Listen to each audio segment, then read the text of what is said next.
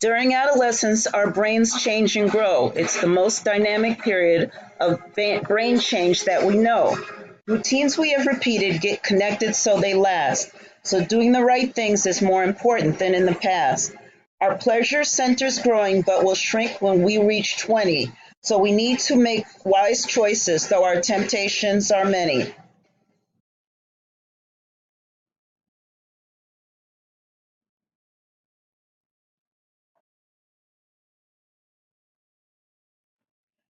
During adolescence, our brains change and grow. It's the most dynamic period of brain change that we know. All teenage animals are programmed to find a mate, so risk taking is natural. Before you hurt yourself, please wait.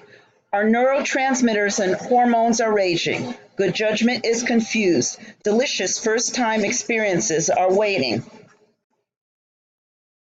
During adolescence, our brains change and grow. It's the most dynamic period of brain change that we know. The status of our frontal lobes is under construction. Being precautious would be a better way to function. Thanks.